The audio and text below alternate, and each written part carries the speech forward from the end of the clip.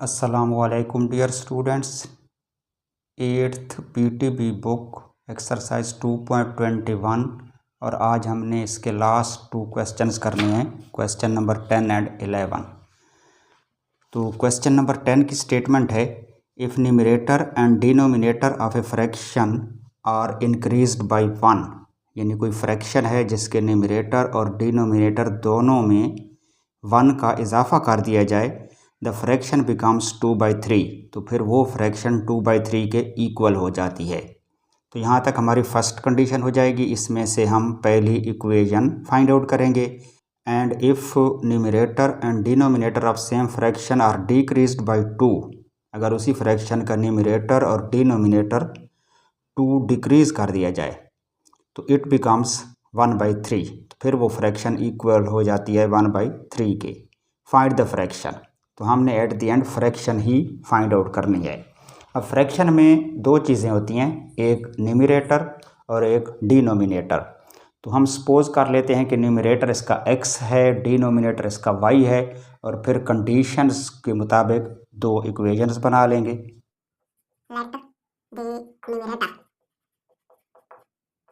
यानी उस फ्रैक्शन का जो न्यूमरेटर है वो है x, तो फिर डिनोमिनेटर कौन सा है वो हम सपोज कर लेते हैं y। अगर न्यूमरेटर x हो, डिनोमिनेटर y हो, तो फ्रैक्शन बनेगी फिर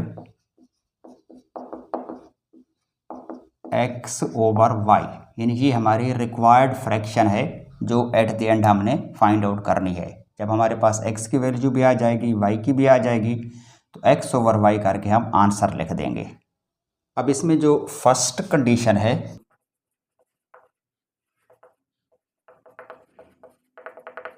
अकॉर्डिंग टू फर्स्ट कंडीशन, इसमें वो कह रहा है कि if numerator and denominator of a fraction are increased by 1, यानी न्यूमरेटर और डिनोमिनेटर दोनों में 1 का इजाफा कर दिया जाए। फ्रैक्शन है ना x ओवर y, तो न्यूमरेटर में यानी x में भी 1 ऐड कर दें, डिनोमिनेटर y में भी 1 ऐड कर दें, तो एक नई फ्रैक्शन बन जाएगी। और वो नई फ्रैक्शन कौन सी है, यहाँ हमने लिख ली है कि x + 1 ओवर y + 1। लेकिन वो कह रहा है नहीं, 1 इंक्रीज़ करने के बाद जो फ्रैक्शन बनती है वो बनती है 2/3, तो ये चीज़ जो है ये इक्वल हो जाएगी 2/3 के। तो ये हो गई हमारी फर्स्ट इक्वेशन। अब थोड़ा सा इसको सिंप्लीफाई कर लेते हैं। सिंप्लीफाई करने का तरीका ये है कि हमने इसके जो डिनोमिनेटर्स हैं उनको एलिमिनेट करना है, ख़त्म करना है। लेफ़्ट साइड पे डिनोमिनेटर है y + 1, राइट साइड पे है 3। एक तरीका तो ये है कि इन दोनों का एलसीएम जो है यानी 3 टाइम्स y + 1 को दोनों साइड पे मल्टीप्लाई कर दें, या दूसरा आसान तरीका ये है कि क्रॉस मल्टीपल कर दें। क्रॉस मल्टीपल होता है कि ये जो 3 है डिनोमिनेटर राइट साइड वाला, ये मल्टीप्लाई होगा लेफ़्ट साइड के न्यूमरेटर से यानी x + 1 से, यानी 3 मल्टीप्लाई होगा x + 1 से। ये हम लिखेंगे एक साइड पे, और दूसरी साइड पे दूसरे दोनों टर्म्स आ जाएंगी, यानी राइट साइड का न्यूमरेटर 2 और लेफ़्ट साइड का डिनोमिनेटर y + 1, ये मल्टीप्लाई होंगे। अब इनको मल्टीप्लाई कर लें। 3 × x 3x + 3 × 1 3 हो जाएगा। 2 × y 2y, और 2 1s are 2। अब ये जो इक्वेशन हमारे पास आई है इसमें डिनोमिनेटर ख़त्म हो गए हैं। अब जस्ट ट्रांसपोजिशन कर लें, यानी y को इस तरफ ले आए और +3, चूँकि कांस्टेंट नंबर है तो वो राइट साइड पे चला जाएगा। तो लेफ़्ट साइड पे है 3x, 2y इधर आकर माइनस होगा, यानी माइनस हो जाएगा 2y, और ये इक्वल होगा +2, और ये जो +3 है उस तरफ जाकर माइनस होगा, तो 3x - 2y इक्वल हो जाएगा 2 - 3। 2 में से 3 माइनस करें तो -1 आएगा। तो ये हो गई हमारे पास इक्वेशन नंबर 1। अब चलते हैं सेकंड कंडीशन की तरफ।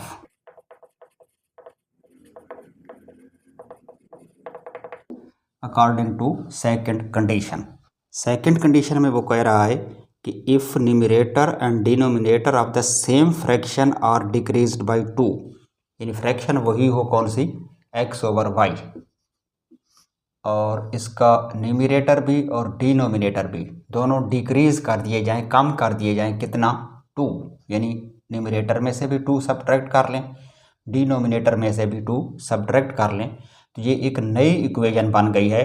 और ये नई इक्वेशन इक्वल है, उसने बता दिया है, इट बिकम्स 1/3। तो ये जो नई इक्वेशन है ये 1/3 बन जाती है। तो जो चीज़ हमने बनाई है ये इक्वल हो जाएगी 1/3 के। अब इसके भी डिनोमिनेटर्स को एलिमिनेट करना है, तो उसके लिए हम क्रॉस मल्टीपल वाला मेथड ही यूज़ करते हैं। यानी जो 3 है राइट साइड का डिनोमिनेटर, ये मल्टीप्लाई होगा लेफ़्ट साइड के न्यूमरेटर x-2 से, और राइट साइड का जो न्यूमरेटर 1 है वो मल्टीप्लाई होगा लेफ़्ट साइड के डिनोमिनेटर y-2 से।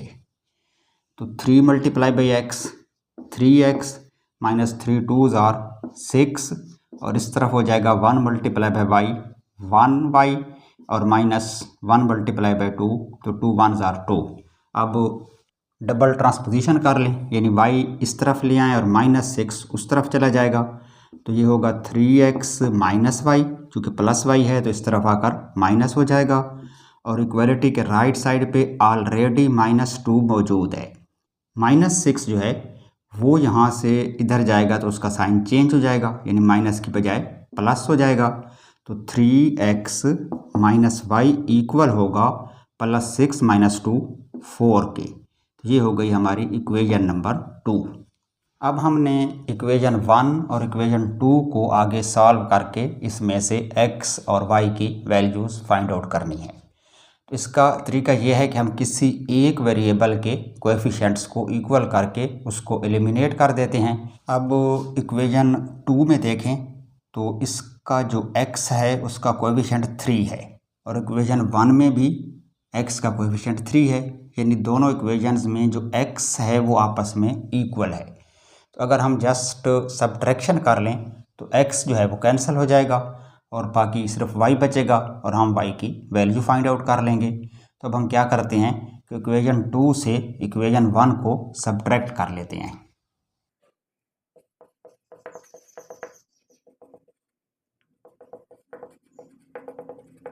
Subtracting equation 1 from equation 2।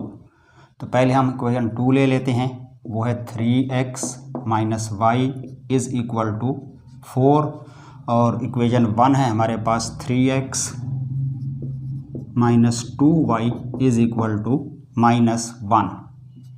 तो सब्ट्रैक्शन का प्रोसेस है, सब्ट्रैक्शन में साइन चेंज किए जाते हैं सेकंड रो के। तो यहाँ +3x है माइनस हो जाएगा, -2y है प्लस हो जाएगा, और ये वाला -1 भी प्लस हो जाएगा। 3x प्लस 3x माइनस ये तो हो जाएंगे कैंसल। y देखें तो यहाँ पर 2y है जिसका साइन अब प्लस है, और ऊपर 1y है माइनस का, तो 2 में से 1 माइनस कर लें, सिर्फ एक y आएगा और वो प्लस होगा। और इस तरफ 4 प्लस है, इस तरफ 1 भी प्लस है, तो दोनों ऐड हो जाएंगे। 4 और 1 को ऐड करें तो ये होता है 5, यानी y की वैल्यू आ रही है +5। अब हमने x की वैल्यू निकालनी है, तो उसके लिए y की ये वैल्यू पुट कर देते हैं इक्वेशन 1 में या इक्वेशन 2 में।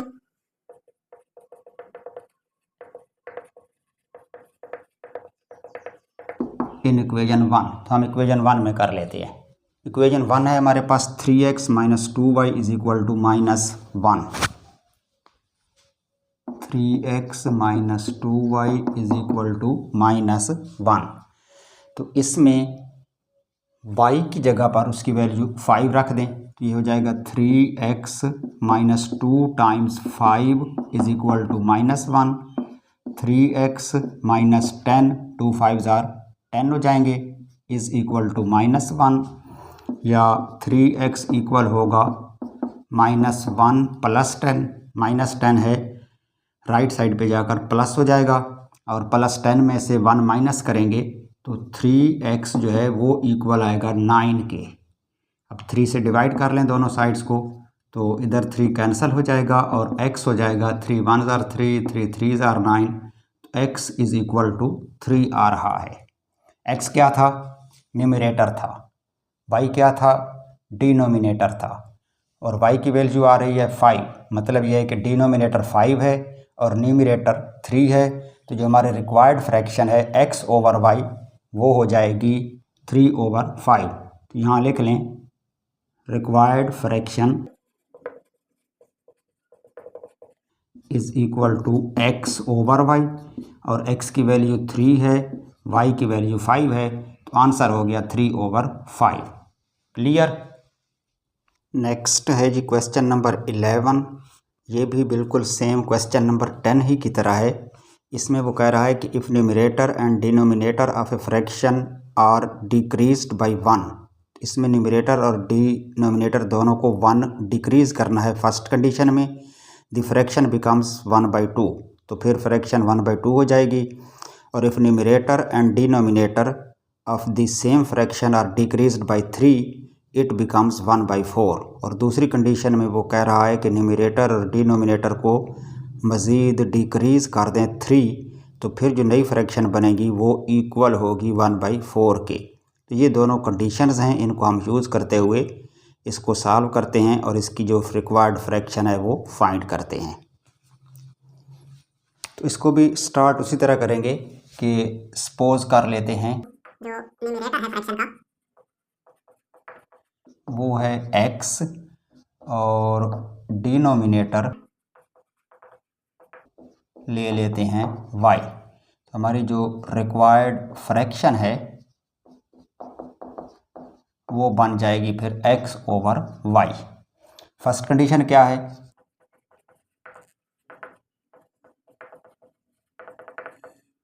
अकॉर्डिंग टू फर्स्ट कंडीशन है कि numerator and denominator of a fraction are decreased by 1। यानी फ्रैक्शन है ना हमारे पास x ओवर y, तो इसका न्यूमरेटर भी और डिनोमिनेटर भी दोनों डिक्रीज़ कर दें 1। यानी न्यूमरेटर में से भी 1 सब्ट्रैक्ट कर लें, डिनोमिनेटर में से भी 1 सब्ट्रैक्ट कर लें, तो जो नई फ्रैक्शन बन रही है वो इक्वल हो जाएगी 1/2 के। तो ये हो गई इक्वेशन नंबर 1। अब क्रॉस मल्टीपल के ज़रिए इसको सिंप्लीफाई कर लेते हैं। यानी डिनोमिनेटर 2 मल्टीप्लाई होगा इसके न्यूमरेटर x - 1 से, और इस तरफ जो इसका न्यूमरेटर 1 है वो मल्टीप्लाई होगा लेफ़्ट साइड के डिनोमिनेटर y - 1 से। तो ये हो जाएगा 2 times x - 2 1s are 2 is equal to y - 1 multiply by 1, तो 1 ही रहेगा। y को इधर ले आएँ और -2 को उधर ले जाएं तो 2x - y हो जाएगा, प्लस y है तो लेफ़्ट साइड पे माइनस, और इस तरफ -1 ऑलरेडी मौजूद है, -2 इधर जाकर प्लस हो जाएगा। तो 2x - y इक्वल होगा 1 के, +2 - 1 इज इक्वल टू 1। तो ये हो गई हमारी इक्वेशन नंबर 1। अब सेकंड इक्वेशन के लिए चलते हैं, सेकंड कंडीशन की तरफ।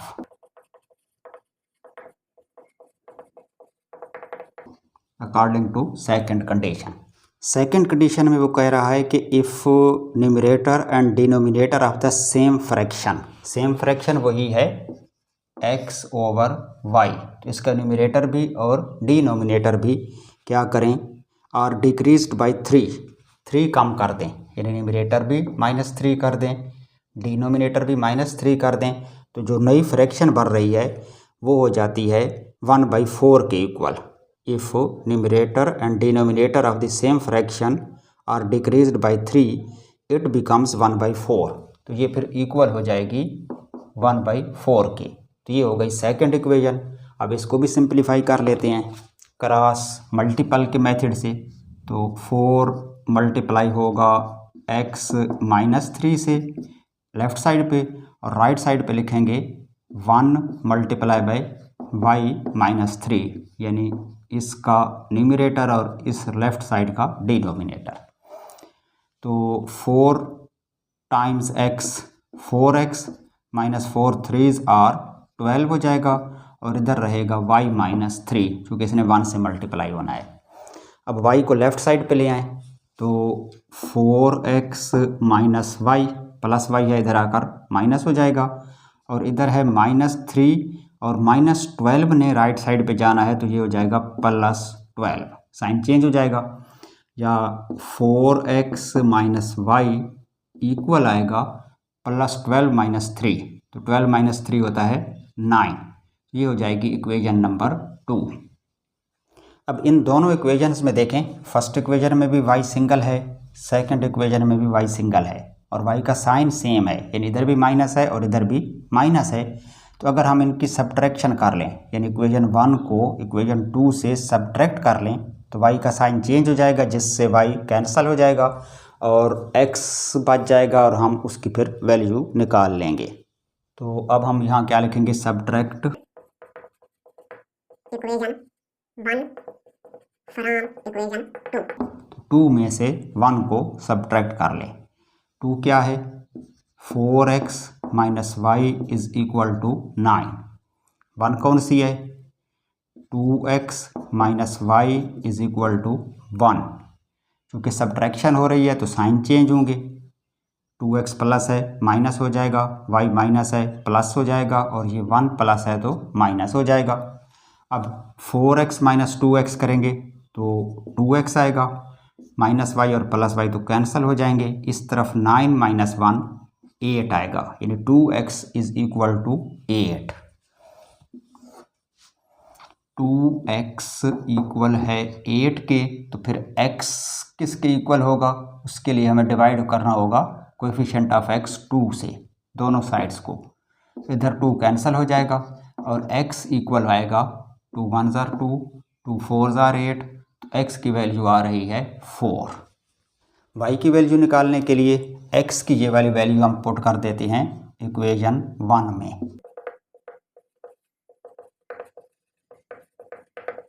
Putting the value of x in equation 1. Equation 1 है हमारे पास 2x minus Y is equal to 1। 2x minus Y is equal to 1। इसमें x को रिप्लेस कर दें 4 के साथ, तो ये हो जाएगा 2 टाइम्स 4, यानी x की वैल्यू 4 आ गई, minus Y is equal to 1, 2 4 जार 8 minus Y is equal to 1, minus Y is equal to 1 minus 8 plus 8 है, उसने उधर जाकर माइनस होना है, y का साइन माइनस है तो वो माइनस रहेगा, यानी माइनस वाई जो है वो इक्वल होगा -7 के, -8 + 1 -7। अब क्या करें कि इस माइनस का साइन हमने कैंसिल करना है, तो दोनों साइड्स को -1 से मल्टीप्लाई कर दें। लेफ्ट साइड है -y, इसको भी मल्टीप्लाई -1, राइट साइड पे है -7, तो उसको भी मल्टीप्लाई कर दें -1 से। तो -1 -y से मल्टीप्लाई होगा तो 2 टाइम्स माइनस प्लस हो जाएगा, यानी y प्लस हो गया। इस तरफ जो -1 है वो -7 से मल्टीप्लाई होगा, तो यहाँ पर भी 2 टाइम्स माइनस है, तो ये भी प्लस हो जाएगा, यानी 7 भी प्लस आएगा। तो y की वैल्यू आ रही है +7, x की वैल्यू है +4, तो हमारी जो रिक्वायर्ड फ्रैक्शन है वो है x/y। तो यहाँ क्या लिखेंगे, required fraction is equal to x/y है, और x है 4/y हो जाएगा 7, तो आंसर है हमारा 4/7। क्लियर, ये तो था हमारा आज का लेसन।